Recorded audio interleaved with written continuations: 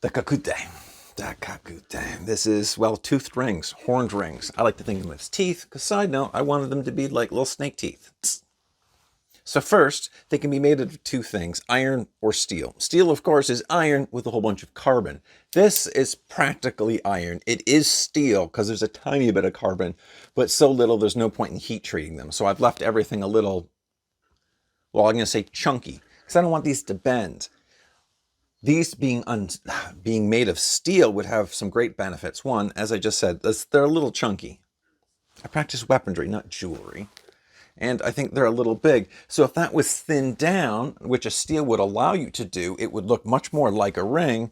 But the added benefit is it can be heat treated. And since it can be heat treated, it means, well, one, I had the ring on the wrong hand and that's how I was fighting with it.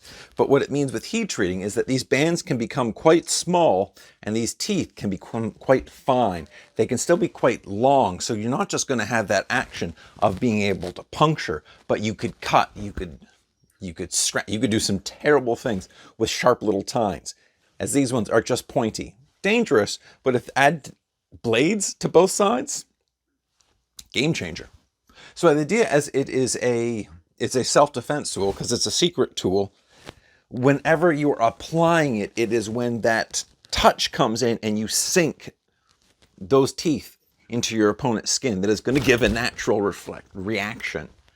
Some arts will have one on the thumb as well. I feel that it just has to be stated. If you are ever puncturing, like you get punctured, you're going to jump. You're going to have to want to rip that arm away. You're going to want to get out of it because your brain probably doesn't know what's going on. You don't know there's a weapon in there. So one, when you get a hold of someone, make sure you get a hold of them and understand there's going to be that added result. If I pull away as one being attacked, I'm going to get ripped even more. That's just some little punctures, and I'm trying to be nice to myself. When you've just to bat away, hapoken, gripping, or just like, no. They are a kind of a get away from me tool. It is a tool that will gain you that moment to make your action, whether you want to continue with if you're in a fight, or you are truly in self-defense mode and you're just getting the hell out of here. Like that's me running the hell away because I gained a few seconds. Why the hell do I want to fight? It's a stupid idea. What's not a stupid idea is making lots of fun tools. So this is the Kakute. Kakute, being a ring, could have 1, 2, 3. Sometimes they were just pyramids. Other times, I think the more favorite ones of mine, are little tiny tines. So that would have been the high carbon steel, which means that's just going to enter right through the body. As this is a steel one with fairly large teeth, when it goes to the joints, it's easy to puncture in. But if it goes to clothing, it's honestly quite useless. That is not going to do a damn thing with thick. If you're wearing silk, different, but I don't know anyone that wears silk. So in the use of them, there's different sizes, there's different reasons. Speaking of reasons for a moment, I went with 2. I guess honestly, I wanted to look like snake teeth. I thought that would be the right aesthetics for me. The benefit of having 2, if I were to have 3 here, that finger cannot fold up in place, which means I don't get punctured. So Shikitan Ken, I'm Fudo Ken. So I can use all of my hand Ken, all my tools without actually, well, stabbing myself. Kakute. I think of them as a secret tool and best to just like not be seen at all.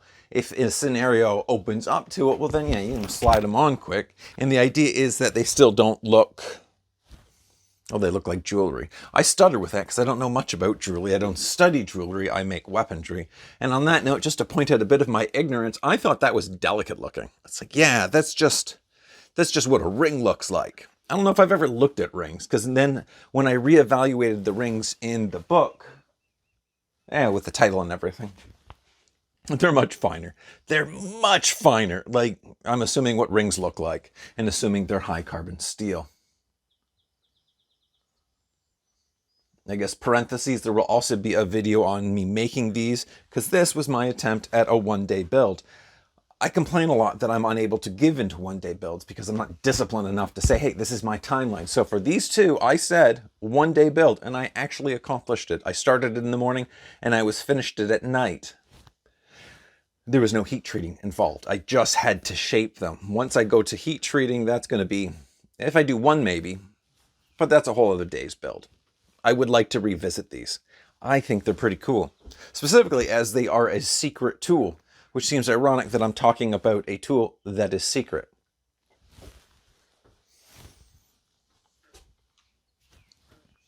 The Kakute. Now, with all of that said, I'm getting back to work.